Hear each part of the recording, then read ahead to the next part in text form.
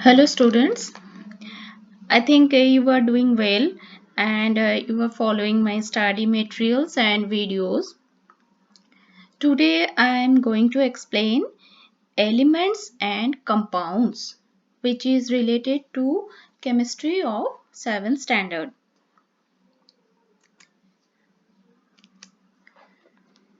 First I will give you an idea about matter. And what is matter? Suppose you have some idea, but I will explain it elaborately. Matter is anything that occupies space and possesses some mass. It will have some mass and it can be felt by our sense organ. Sense organ means it may be by touch or smell or by hearing or by seeing out by our eyes. So and matter is built up of elementary particles. Any matter is built up of some elementary means basic particles. These are the atoms, molecules and ions. Mainly the smallest particle, that is the atoms, and also they have molecules and ions, where an atom is the basic unit of the matter. Basic means this is the smallest unit of matter.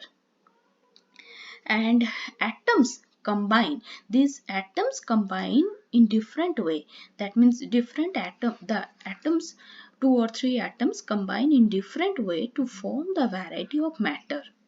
And matter can exist in any three states. And what are the three states? You know about this.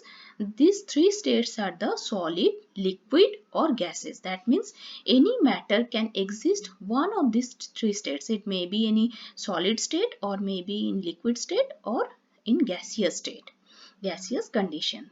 And matter may change from one state to another. That means from solid to liquid, or maybe it can be changed from liquid to gases, and can be changed from gases to liquid and liquid to solid, like this. And there are mainly three types of matter. One is the elements, compounds and mixtures. Elements means this is made up of single type of atom, and compounds, that is minimum two types of atoms will be there, and it will mixed in a fixed proportion, and it will formed in a fixed proportion. But mixtures can be formed by 3 4 5 types of atoms, but not in a fixed proportion. That means there will be not any particular proportion. That is the mixture. When two or three or four types of atoms are mixed in different proportion, in any proportion, that is the mixture. Now come to the elements. What are the elements? Element is the simplest form or basic form of pure substances that cannot be broken down into more simple substances. That is the element. That means it is the pure form, purest form, and it is the simplest form of matter.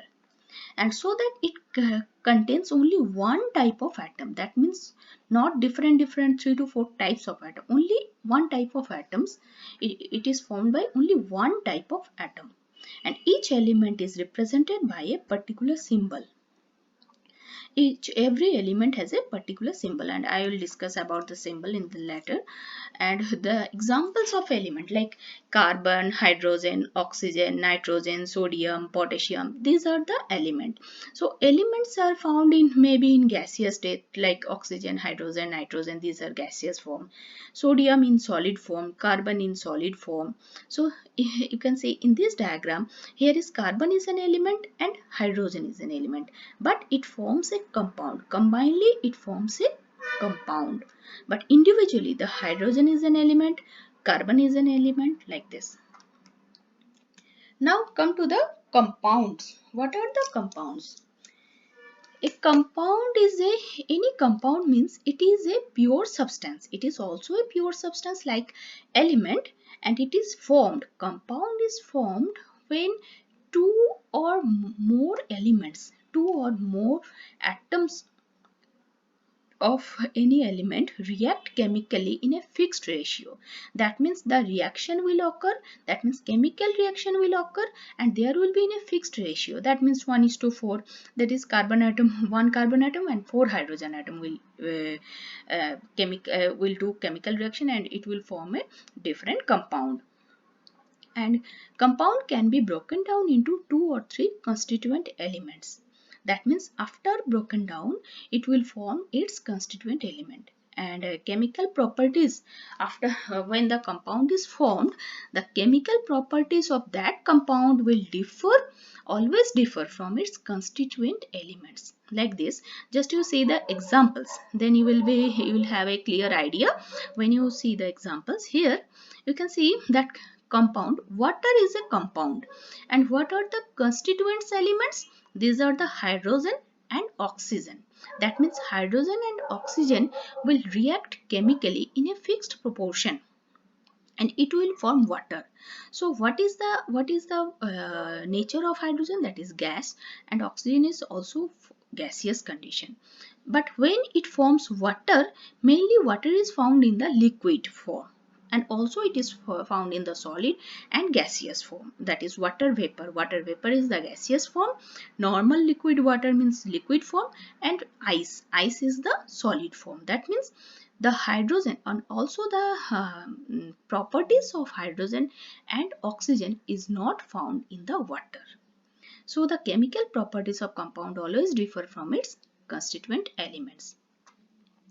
And components in a compound can be separated only by chemical process, not by physical means. That means in the common salt is made up of sodium and chloride. So if I want to make sodium, want to get sodium and chloride, we have to follow some chemical reaction, and we have to give some heat. So not by any physical means, that is we cannot separate the constituent element, that is sodium and chloride cannot be separated only by physical means. And compounds are homogeneous in nature, that is the composition is uniform. What do you mean by homogeneous? Homo means equal. The meaning of homo means equal. So in the whole compounds, in any proportion, if you take any part, if you take common salt from any part, you will get the same proportion, sodium and chloride in same proportion. So it is the uniform composition. So these are the different examples, that is sulfur dioxide, sugar, common salt. These are the examples of compounds. Here I have given some common salt, a picture of some common salts here. Now is the mixtures. What do you mean by the mixture? Mixture means a mixture is made up of 2 or more elements or compound. Any mixture is made up of 2 or more elements. Like here you can see there is the sulfur and iron fillings. Iron fillings means they are the small pieces of iron, and here is the sulfur. Yellow color is the sulfur, and these are the small pieces of iron, and these are mixed in any proportion. This can be mixed in any proportion, and only by physical means. Physical means there will be not requirement of any heat or temperature or pressure or anything. Just by physical means it can be mixed, and elements or compounds are mixed in any proportion, and a mixture always retains their constituent elements or molecules, retains their properties of the constituent elements or molecules. That means in this example you can see that sulfur and iron fillings are mixed, and here is the mixture. This is a mixture. And then if you want to separate sulfur and iron fillings, you just use a magnet, because you know that by the magnet you can separate the iron fillings. The iron fillings, iron is attracted by the magnet. So if you use a magnet, that is a horseshoe magnet, if you use a magnet, then only the iron fillings will be attracted by the magnet, and only the sulfur will retain in this container. So that only by a physical means you can separate these two element, that is the sulfur and iron fillings. So this is the mixture. That means we can separate the constituent elements by any simple physical means. And examples of mixtures are, that is air, soil, coal, smoke, brass. Brass is also a mixture of copper and zinc. And see what are all these are the examples of mixtures. And what do you mean by the homogeneous mixture and heterogeneous mixture? Homo means, you can see there are the constituent element. There is the pink color and green color. So here you can see that the pink and green color in the equal proportion are here in the mixture. But here you can see that is heterogeneous mixture, that is pink colored elements. These elements are in more number in this area, but in this area you can see that is different elements are present, so that is not in equal proportion. Mixed are not mixed in equal, that is the composition is not same throughout the whole part. Now the types of elements. There are actually three types of elements are found. First one is the metal, second one is the non-metals, and third is the metalloids. So what are the physical properties of metals? Physical properties, metals are generally very hard. Most of the metals are very hard, but there are some exceptions are there, that is the sodium and potassium. These are not so hard and this can be cut by knife. That is somewhat soft in nature. And metals are solid, always solid at room temperature. That means if you see in the 25 degrees Celsius is considered as the room temperature, metals are always solid, but only exception is there, that is the mercury. Mercury is the metal, but it is liquid in it always normally it stay in liquid state. And metals are lustrous. Lustrous means shine. Always it gives a sign, just like gold, silver. These are very steel and also iron. These are shine in nature. And metals are malleable. What do you mean by the malleable? Malleable means it can be formed into sheets after hammering. After hammering, any metals can be formed into thin sheet-like structure. But exception is the zinc, and also exception is the sodium and potassium. That means sodium and potassium are very soft in nature, so that it cannot be formed into sheets, but most of the metals are malleable.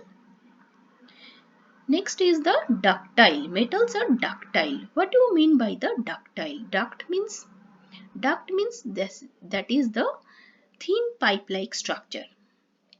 Metals can be formed into a duct or wire-like structure. Thin wire-like structure, that is the copper, iron, aluminium.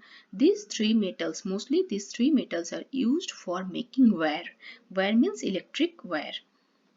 And also to use in different purposes, not only for electric wire. Metals are also, metallic wires are also used in different purposes in our homes and industries. And metals are very good conductor of heat and electricity. That is these can conduct heat and electricity very good. And these examples mainly are copper, silver, aluminium. These three types of metals are used to make the electric wire, because these are very good conductor of heat and electricity. And metals are sonorous. Sonorous means after producing it produces ringing sound when struck by another metal or another heavy object. It produces a ringing sound. And have high melting and boiling point. That is, metals have a high melting point. When you want to melt and to form a liquid state, that is from solid. Metals are mainly solid at room temperature. So when you want to solid to liquid state, that is the melting point.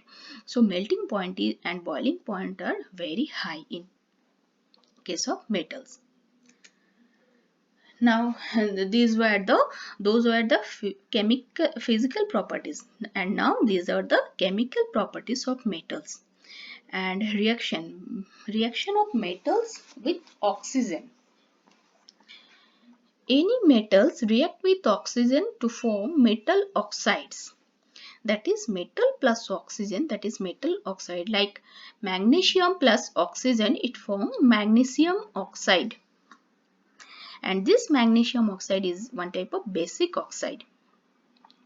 But reaction of metals with water, it produces metallic oxide and hydrogen gas. That is potassium plus water, it produces potassium hydroxide and hydrogen gas. Lithium plus water, it produces lithium hydroxide and hydrogen gas. Sodium plus water, it produces sodium hydroxide and hydrogen gas. Now some important notes about metals. Copper vessels acquire a dull green coating when exposed to moist air, because when the copper vessels are exposed to moist air, it forms copper hydroxide and copper carbonate, and it forms a coating upon the copper vessels. And sodium and potassium, when kept in open air, it catches fire, so they are kept in kerosene. And what is the amphoteric oxide? What do you mean by the amphoteric oxide? There are some metal oxides like the aluminium oxide. Aluminium, when react with oxygen, it forms aluminium oxide. And this aluminium oxide, when react with acid, it forms salt and water. And when this react with base, it also forms salt and water. So that this aluminum oxide is called the amphoteric oxide. That means same metal, when react with both acid and base, it forms salt and water. That is, product is the same. So that it is called the aluminum oxide is called the amphoteric oxide. Now physical properties of non-metals. Non-metals are generally solids or gases at room temperature. But sometimes exception is the bromine. Bromine is liquid at room temperature. And non-metals are the bad conductors of heat and electricity.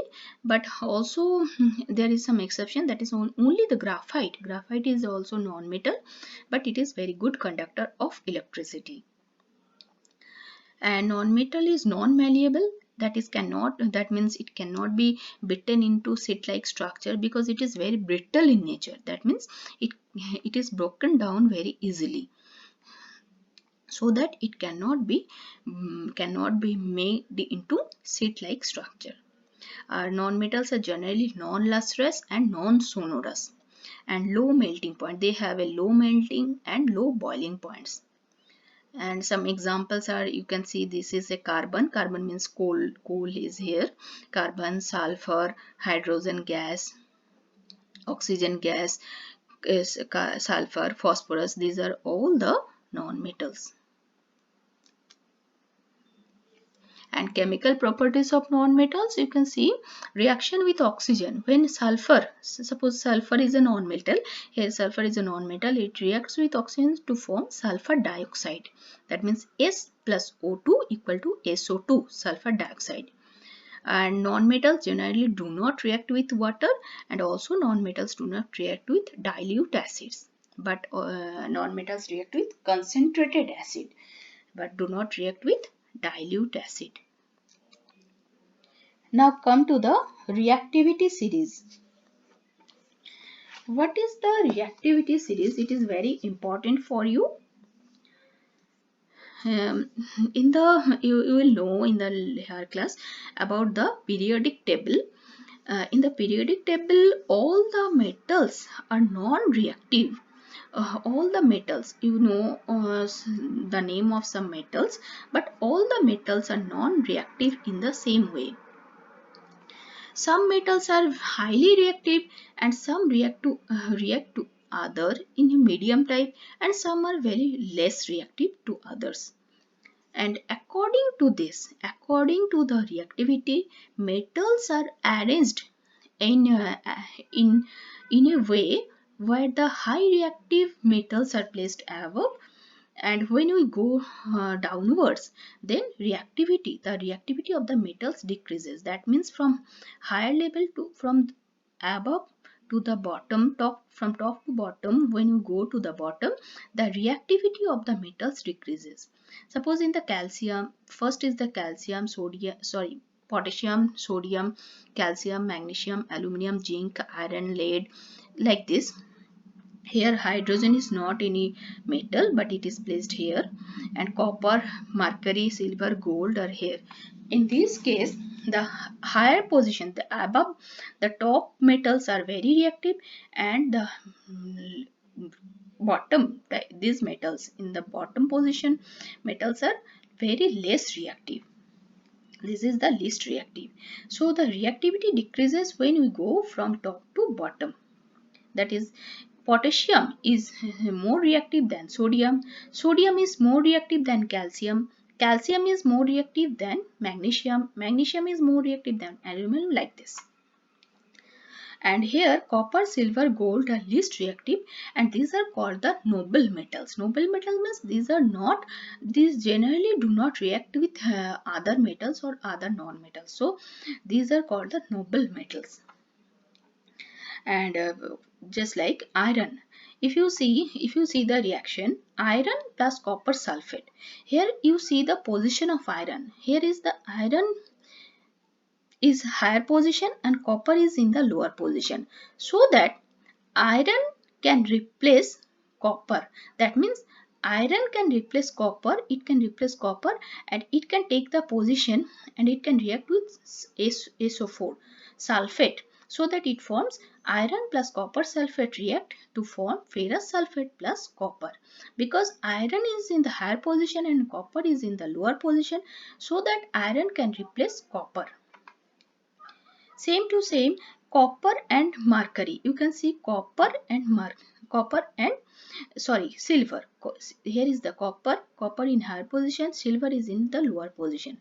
So Cu plus AgNO3, that means copper plus silver nitrate, it forms copper nitrate plus silver. That means copper can replace silver because copper is in the higher position.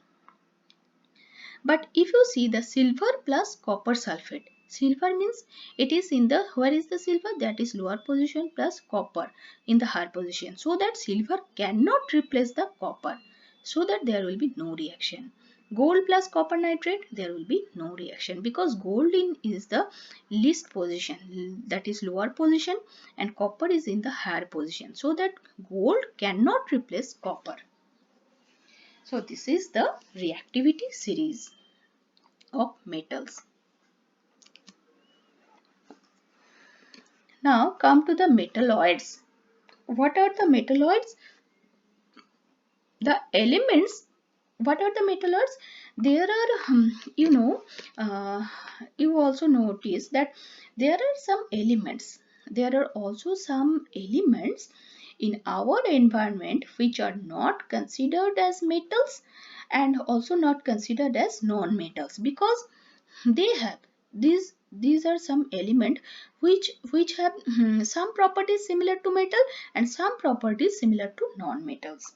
So these are particularly not included within the metals or not in the non-metals. And this type of elements are positioned in the, this type of elements are called the metalloids. So what are the examples? That is the boron, silicon, germanium, arsenic, antimony, tellurium. All these are called as metalloids because these have both the properties of metals and non-metals. So that these are included under a different category, that is the that is the metalloids. And now come to the noble gases. What do you mean by noble gases? A group of some gases, and these are very inactive in nature. These gases are very inactive in nature, and also so these are called the inert gases. And these gases rarely react with other elements. So what are those gases? That is helium, neon, argon, krypton, xenon, and radon. These all are called the noble gases. Now come to the symbols of elements. Now we will know about the different symbols of element. Names of element, any names like sodium, potassium, iron, copper, these are the names of element. Being a word, it was difficult to write the names all time.